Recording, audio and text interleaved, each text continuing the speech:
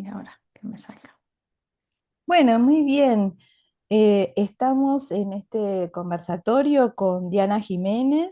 Muchísimas gracias, Diana, por estar con nosotros. Ella es psicóloga, es neuroeducadora, es fundadora de una organización que se llama Infancia en Positivo, pero que tiene varias ramas, ¿no es cierto? Ahora nos va a contar mejor, porque también aborda la adolescencia en positivo y la familia en positivo. Y bueno, desde esta organización acompaña hace más de 25 años a familias en temáticas como la educación emocional de los hijos y también la parentalidad respetuosa, ¿no? Bueno, bienvenida, Diana, muchas gracias. Contanos un poco, antes de que empecemos a hablar sobre el tema que nos reúne hoy, ¿qué es esto de acompañar en positivo, ¿no? A los niños en su crecimiento? Bueno, primero de todo tengo que daros las gracias a vosotros por abrir este espacio tan necesario del tema que vamos a hablar hoy, que nos ocupa. Yo creo que es importante hablar de estos temas sin caer en el alarmismo ni en la negación. Y de ahí va un poco mi proyecto. Mi proyecto habla, siempre lleva como si dijéramos el cierre de en positivo. Hablamos del método familia en positivo, donde tiene cabida la infancia, la adolescencia y la pareja.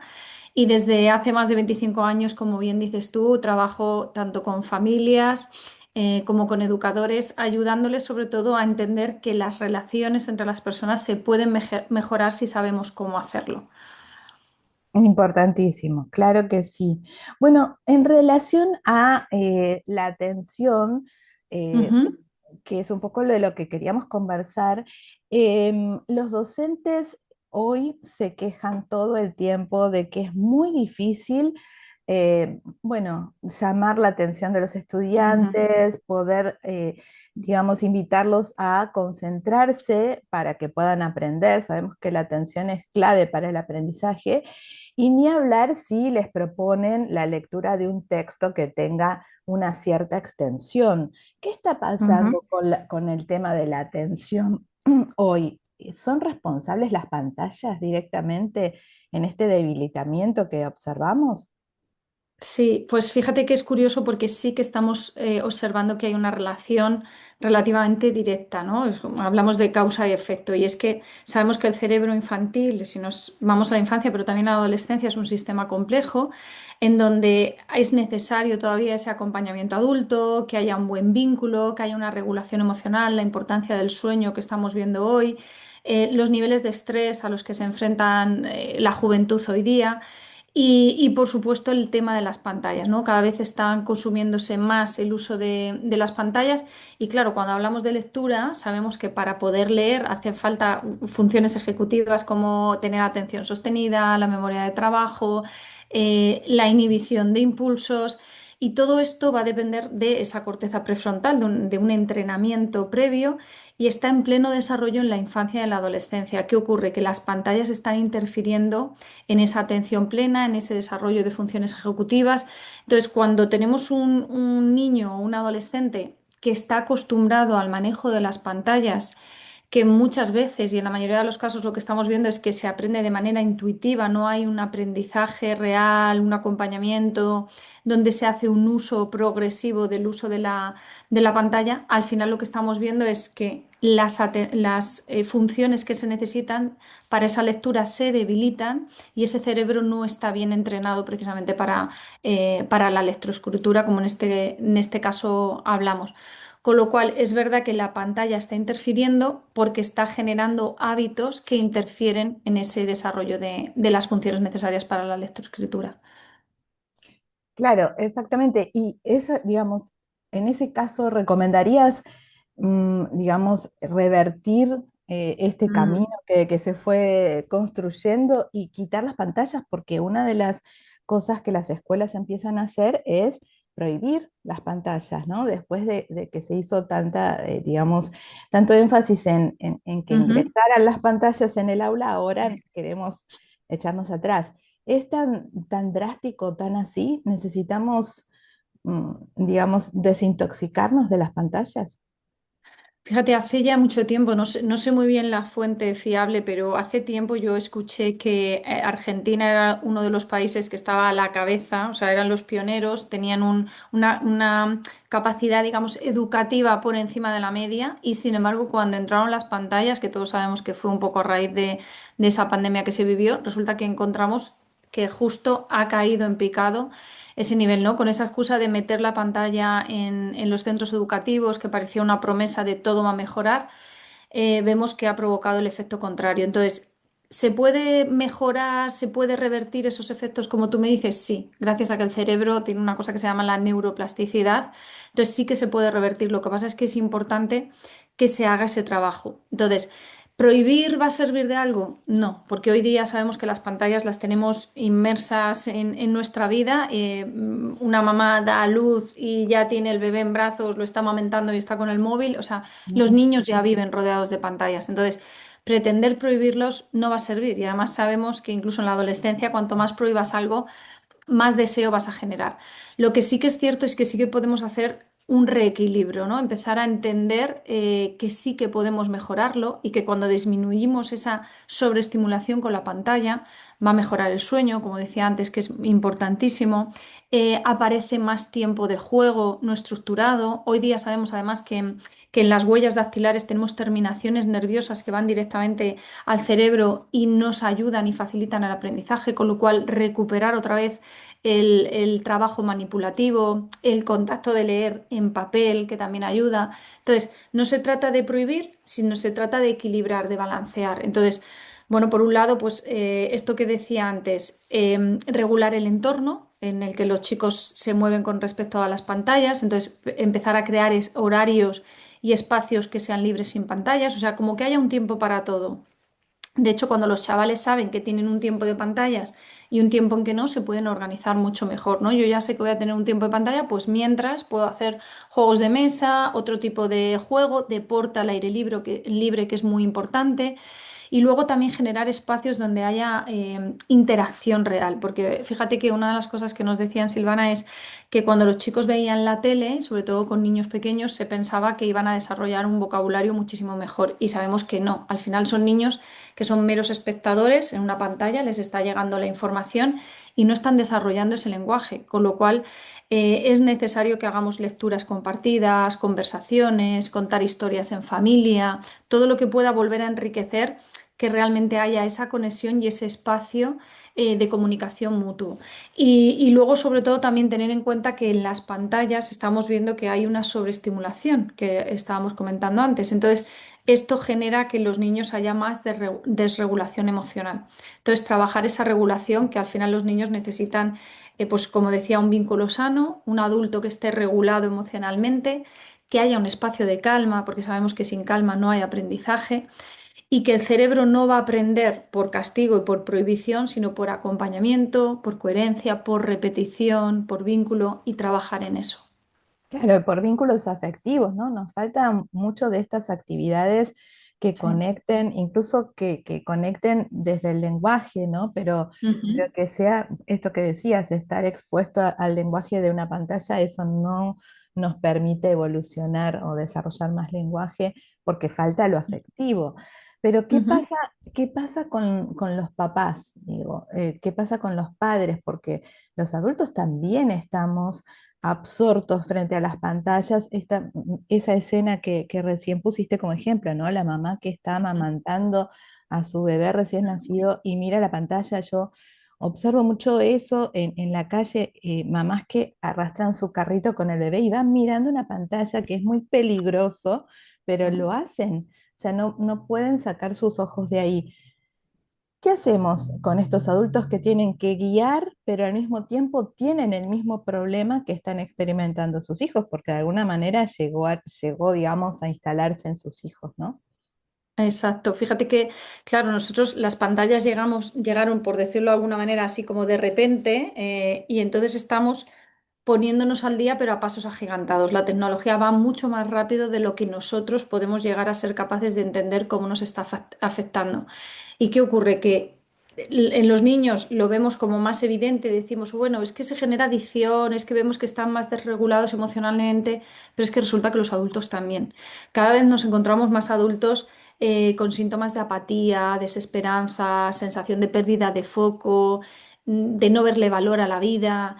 Y esto, claro, además hay que añadir que es que los adultos somos modelos para los niños. Ellos nos están mirando a nosotros, nos aprenden a nosotros, ¿no? O sea, una Mm. cosa es yo aprendo de un adulto, pero es que también estoy aprendiendo al adulto que tengo de referencia. Entonces, un adulto que el niño le pregunta a papi, mami, ¿qué hago? Y mientras mira el móvil, sin levantar la cara del móvil, le dice, bueno, pues juega, ahí tienes la comida, venga, ve terminando de merendar. Y ni le mira a los ojos, está perdiendo una oportunidad valiosísima de ese vínculo que habíamos dicho. Y sobre todo esa coherencia. Esto tradicionalmente lo veíamos muy claro cuando decíamos, si tú quieres que tu hijo coma verduras, tienes que comer verduras. O si no quieres que tu hijo coma con refrescos, no comas tú con un refresco en la mesa. Entonces, es verdad que venimos de una educación tradicional que decía algo así como que, bueno, como yo ya estoy educado y soy adulto, yo ya puedo hacer lo que quiera, el niño no. Pero hoy día sabemos que es que los niños aprenden de nosotros y tenemos que ser ejemplo. Entonces, tenemos que ser ejemplo de coherencia. No puede ser que yo esté mirando el móvil porque aunque el mensaje sea, cariño, no uses el móvil, el mensaje implícito es, el móvil es atractivo, el móvil se puede usar en cualquier momento. Es como la típica frase de no grites mientras nosotros les estamos gritando. No se sostiene Claro. por ningún sitio. Claro, claro. Bueno, difícil, ¿no? Porque entonces lo que necesitamos es un equilibrio, pensamiento crítico, Ujú. hay que educar a los papis, ¿no? Se Al ve, final, claro, es lo que decía, ¿no? La tecnología ha llegado y al final nos está arrollando. Entonces nosotros también tenemos que educarnos porque metimos el móvil en la habitación porque además trae un despertador. Entonces todos asumimos, uy, qué bien, qué maravilla, qué fácil nos lo está poniendo. Y ahora nos damos cuenta que el móvil es un ladrón de todo. Ha robado ha sustituido a la radio, ha sustituido a la calculadora, ha sustituido al despertador, ha sustituido a la lupa. Entonces, al final se está convirtiendo en una herramienta estrella central con la que, pues, que no podemos vivir sin ella, no podemos prescindir del móvil. Entonces, los adultos nos ha pillado también un poquito por sorpresa y es ahora cuando estamos dándonos cuenta de que, bueno, tiene beneficios, pero también tiene muchos perjuicios. claro que sí. Bueno, sin, digamos, prescindir de las pantallas, porque bueno, estamos inmersos en una cultura digital que Ujú. demanda, como bien decías, desarrollar habilidades para poder bueno, equilibrar ese uso y hacerlo racionalmente. Em, ¿Qué otra cosa podríamos hacer para, por ejemplo, convocar a los chicos a la lectura, sabiendo también que cuando entramos en Internet, tenemos posibilidad de entrar con un propósito claro, pasar el tiempo que se nos escurra como agua Ujú. en TikTok sin que nos llevemos nada, pero también podemos entrar a espacios muy interesantes y leer cosas interesantes. Entonces, ¿cómo podemos hacer la invitación? ¿Será que, digamos, el tema de la atención pase también por poder, digamos, tener un propósito claro respecto de qué busco cuando entro, digamos, en un espacio digital? Ujú.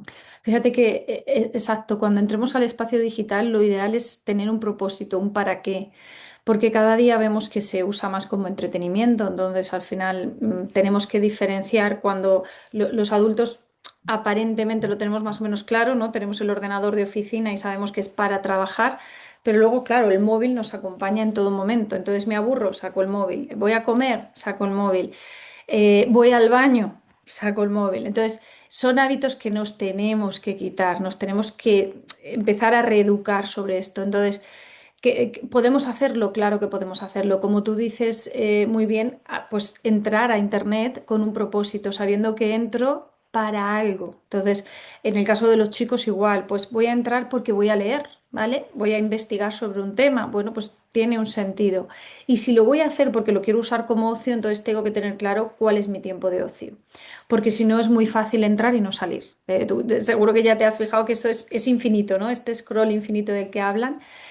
Antiguamente tú te ponías a ver la tele y esperabas a que saliera tu programación que tenía un inicio y un fin, y cuando acababa se había acabado. Pero ahora no. En cualquier momento del día te puedes conectar a un smartphone que vas a tener siempre contenido. Y así acabamos, ¿no? Que entrabas a algo y esto de ¿a qué vine yo a la cocina? Pues ¿a qué vine yo a la Claro, cocina? Es lo mismo que pasa con el móvil, ¿no? ¿A qué había entrado yo a mirar? Que a veces es simplemente entraba a ver la hora. Esto me lo dicen muchos adultos. Pues si he cogido el móvil para mirar la hora y de repente me he puesto a ver vídeos de gatitos. O sea, en qué momento he pegado ese salto? Entonces, ¿qué podemos hacer? Bueno, pues lo que decías tú, el entrar con un propósito, saber para qué lo voy a usar.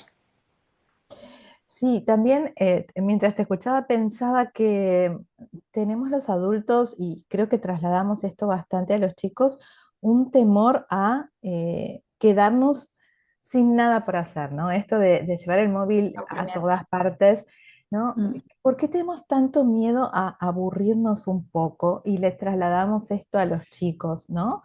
Con lo necesario que es para la creatividad, para, digamos, para también para que surjan nuestros propios pensamientos, tener un espacio de nada, ¿no? De ¿verdad? silencio. ¿Sí? Sí. Porque, fíjate, hemos creado una cultura del hacer. Entonces, la persona cuanto más hace, más vale. Entonces, hemos vendido esa idea del estar ocupados y tenemos que estar ocupados. Entonces, estar sin hacer nada no es estar ocupados, pero fíjate si lo hemos llevado al extremo que hemos inventado la preocupación, que preocupación viene de antes de ocuparme me preocupo. Entonces, no Ajá, pienses que yo estoy aquí sin hacer nada, que me estoy preocupando. Entonces, hasta ese punto, ¿no? Entonces, si tú estás sin hacer nada, preocúpate. Entonces, lo que queremos es que se haga y que se haga, y le hemos quitado valor o le hemos restado valor a esto que dices tú del tiempo de creatividad, que además es que esto lo dice, lo explica muy bien la neurociencia. Tenemos como dos maneras de pensar o dos pensamientos, uno que es el enfocado cuando estoy estudiando, cuando estoy trabajando, y otro que es el creativo, que aparece justo cuando no piensas en ello, ¿no? Es muy habitual que la gente creativa o cuando tienes las mejores ideas ocurren cuando estás en la ducha. ¿Por qué? Porque tu mente está haciendo otra cosa. Por eso se recomienda que cuando tienes que estudiar un tema o tienes que prepararte algo, estés ese tiempo que necesitas de estudio, pero luego lo alternes con ir a hacer otra actividad que no tenga nada que ver, irte a lavar los platos, sacar la basura, y en esos momentos es donde se empiezan a fijar más los aprendizajes, donde se desarrolla ese pensamiento claro, más creativo. Eso también hay que tenerlo en cuenta. Y son esos espacios de no hacer nada, de aburrimiento tradicionalmente. exactamente. Y bueno, digamos, ahora que ya como civilización llegamos hasta este punto, ¿cómo podemos hacer para parar y, digamos, revertir los efectos negativos que sí tienen todas estas costumbres, que yo no las pondría solo en las pantallas, porque las pantallas de última son un instrumento inanimado, somos nosotros los que hacemos el mal uso, ¿no? Del tiempo Ujú. digamos, y de esos instrumentos. ¿Cómo, digamos, rescatamos de alguna manera nuestro cerebro de este daño que le estamos haciendo? Y ya no lo pongo solo en los niños, digo, me Sí, incluyo los como adultos. adulta. Mm. Sí, pues bueno, un poco como decíamos antes, ¿no? El empezar a tener claro que hay que volver a reequilibrar el uso de la pantalla, generar espacios donde no haya pantallas, libres de pantallas, que se vuelva a recuperar la conversación, el estar sentados en un sofá o alrededor de una mesa haciendo pues, un juego de mesa o teniendo una conversación. Que esos momentos de la cena se conviertan en momentos donde contamos cómo ha ido nuestro día, porque cada vez nos encontramos, pues, como te decía, que es que no coinciden los horarios. O sea, cuando uno viene de trabajar, el otro se va, o si son chicos, el tiempo de estudio, con lo cual cada vez tenemos más oportunidades o espacios de encontrarnos. Luego, además, fíjate, vamos en el coche y entonces, como tenemos un viaje largo por delante, pues aprovechamos para poner una película o vamos escuchando música. Entonces, luego realmente no hay tantos espacios de conversación. O estás en el centro médico y estás esperando a que te atiendan y sacas el móvil, con lo cual tampoco hablas. Entonces, recuperar ese espacio y obligarnos a ello, ¿no? Decir, bueno, pues en semana este tiempo lo vamos a dedicar a que no haya pantallas de por medio, permitir que surja ese aburrimiento del que decíamos de no sé qué hacer o no tengo nada que hacer y verlo como una oportunidad de que surjan cosas. Si no doy ese espacio, no va a surgir, porque además, fíjate que el tiempo, o sea, el trabajo puede llenar todo nuestro tiempo. Ya nos hemos dado cuenta que si tú no, si quieres trabajar eficientemente, tienes que ponerte tiempos concretos. Por eso, cuando llegas a una reunión de trabajo, si no llevas los puntos, puedes estar hablando y la reunión se puede alargar mucho. Entonces ya las empresas, los altos ejecutivos lo saben y van con sus bloques de tiempo. Y ahí es como cuando dicen, ¿cómo sacas tiempo para todo? Bueno, es que me lo Lo organizo, me lo organizo, claro. planifico. Exactamente. Entonces, dejar esos espacios, como decía, libres de pantallas y luego crear espacios donde haya conversación, lectura juntos, volver a mejorar el vínculo, crear momentos de conexión. Claro, y fortalecer el lenguaje, ¿no? Que lo estamos realmente debilitando y eso tiene un impacto serio Mm, total. digamos, en nuestro pensamiento y por supuesto en el aprendizaje de los chicos. Bueno, Diana, realmente es muy interesante. Por último, digo, a los papás que les resulta tan difícil porque los chicos que ya están habituados desde bebés a, digamos, a estar frente a una pantalla para calmarse, para, digamos, sí, para entretenerse, o por lo menos creen que se están divirtiendo con ello, em, les va a ser muy difícil, digamos, encontrar estos espacios y captar la atención de estos chicos que ya están habituados a esta actividad casi adictiva de las pantallas, porque yo encuentro que muchos ofrecen mucha resistencia, ¿no? Cuando les quieren sacar el móvil digamos, equilibrar. Ujú. ¿Cómo hacer en esos casos que ya, bueno, son difíciles de llevar? Sí, bueno, lo primero, asumir que no va a ser fácil. Yo siempre les digo a los papás, dar un móvil es fácil, retirarlo es muy difícil. Entonces, partir ya de esa premisa que no va a ser fácil. Entonces, en el momento en que uno decida que lo quiere hacer, tiene que ser consecuente con la decisión, tomar esa decisión en un momento en el que yo lo vaya a poder mantener, porque ocurre mucho que decimos, bueno, pues venga, mañana, sin pensarlo, mañana ya no vas a tener móvil, o hoy, desde esta tarde que acabas, y muchas veces va desde un arrebato de enfado, de te veo que estás haciendo mucho abuso de móvil y entonces te lo quito. Y desde ahí, desde el enfado, no se puede planificar nada, porque cuando lo hacemos desde el enfado, no hay corteza prefrontal, no hay razonamiento, no hay lógica, no hay enfoque en soluciones, lo que hay es pura emoción, desborde emocional.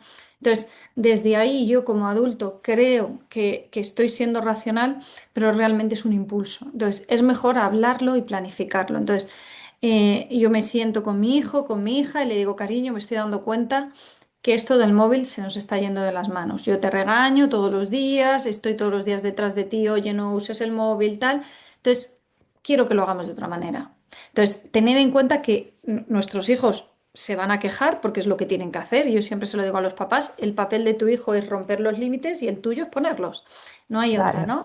Y asumirlo desde ahí y asumir que no les va a gustar, no les tienes por qué caer bien, porque lógicamente a nadie le gusta que le digan lo que tiene que hacer ni que le limiten en su uso, pero tener la convicción de que si yo lo estoy haciendo y asumo esas consecuencias que son incómodas es porque sé que merece la pena y que es necesario hacerlo. Muchos papás me dicen, claro, pero es que le he dado el móvil y ya tiene 15 años. ¿Cómo se lo quito ahora? Le digo, bueno, pues hazte esta pregunta, imagínate que tu hijo tiene 18. Seguro que vas a decir cómo no se lo quite con 15, con lo difícil claro. que con 18. Bueno, pues es un poco ese trabajo que tenemos que hacer de, sí, es difícil y es necesario. Entonces, no va a ser fácil ni para mi hijo ni para mí, y sin embargo, esto es lo que creo que es ahora lo mejor para nosotros. Que el día de mañana hay un experimento, una investigación que nos dice lo contrario, bueno, pues volvemos a recuperarlo. Pero hoy por hoy sabemos que en su momento te lo dimos porque pensábamos que no pasaba nada, pero ahora vemos que está interfiriendo en tu aprendizaje, en la lectura, en el vocabulario, en las relaciones con los demás, porque no nos relacionamos ya igual con el tema del uso del móvil, que estamos perdiendo de vista que el móvil al final era un teléfono, que era para llamar, y hay muchos chicos, muchos adolescentes que es que ni lo saben, o sea, les dices llama a tu amigo y te dice, ¿cómo lo voy a llamar? Entonces, que es que el teléfono es para llamar. Ya, no llamamos, Claro, mandamos mensajes, ¿no? Se sorprenden cuando les dices, pues llamas a tu amigo. Que parece que les estamos pidiendo algo rarísimo. Entonces, sentarnos, pero sentarnos, como decía, con una planificación de cómo lo voy a hacer. Entonces, sabiendo que va a ser difícil. Inicialmente yo no propondría prohibirlo porque va a ser muy difícil para todos, va a ser difícil para el chaval o la chavala que está acostumbrado a usar el móvil en todas las esferas de su vida, pero va a ser también difícil para nosotros como adultos sostenerlo, porque en cuanto el chico insista, pues es que me aburro, es que no sé qué, vamos a acabar diciendo, pues coge el móvil, ¿no? Y al final eso hace que nuestra palabra pierda valor. Por eso digo que los papás tienen que elegir muy bien en qué momento lo van a hacer. Quizá las vacaciones sea un buen periodo, un fin de claro, que semana. uno puede estar presente allí, ¿no? Exactamente, que uno pueda sostener el límite, porque como digo, los hijos van a hacer todo lo posible para que tú no mantengas ese límite. Tú tienes que tener primero esa convicción, esa creencia. Luego sí que es verdad que con herramientas y con apoyo es mucho más fácil. Yo, por ejemplo, doy formación a padres. Tengo Ay, perdón que entra una llamada.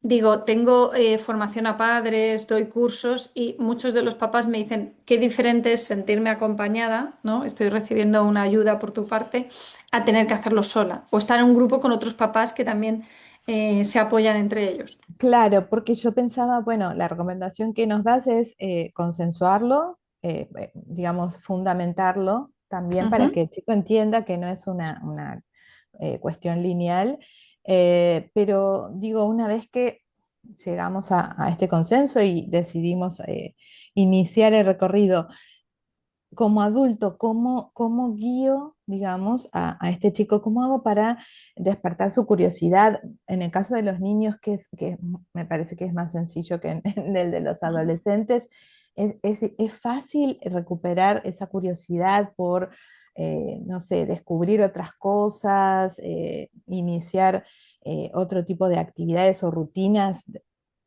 que reemplacen esa falta o...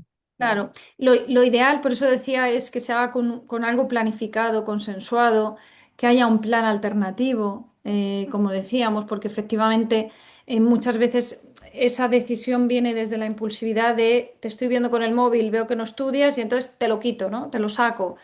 Entonces, no hacerlo desde ahí, sino que previamente el papá, la mamá decidan, oye, ¿cómo lo quiero hacer y cómo lo voy a mantener? Entonces, sí, tener alternativas, como bien dices, siempre va a ayudar, porque muchas veces los niños dicen, ¿y qué hago? Bueno, pues puedes pintar, puedes aprender a tocar un instrumento, puedes hacer un deporte, puedes salir a pasear. Bueno, dar unas alternativas que además lo ideal es que estén en algún sitio reflejadas porque muchas veces cuando nosotros estamos desbordados, enfadados, superados, lo que decía, no hay corteza prefrontal, con lo cual no hay razonamiento, no hay enfoque en soluciones. Entonces, vamos a ponérselo fácil al cerebro. Entonces, yo en un sitio, voy a en una pizarrita en casa, voy a tener apuntado. O si los niños son pequeños, pues jugar con plastilina, hacer un puzzle, tocar una guitarra, dibujar, hacer un postre. Y en el momento en que entre eso de no, es que me aburro. Mira, tienes aquí un montón de cosas que hacer. Mira a ver con cuál de ellas quieres empezar. Y sostener que los chicos nos van a decir, pues ninguna, pues me aburro, pues no quiero, pues bueno, mira bien. Y si no, pues quédate tranquilamente mirando la lista y añade otra que falte. Pero tenemos que tener claro, por eso digo que es muy importante la coherencia y la consistencia del adulto, que es lo que va a hacer Claro. que tenga éxito esa decisión. Exactamente. Bueno, nos vamos pensando entonces en todas estas cosas, a ver cómo iniciamos estos recorridos. Diana, muchísimas gracias por tu tiempo y por todas estas ideas que nos trajiste. Y bueno, esperamos reencontrarnos en otra oportunidad. Muchas gracias. Seguro que sí, gracias a vosotros.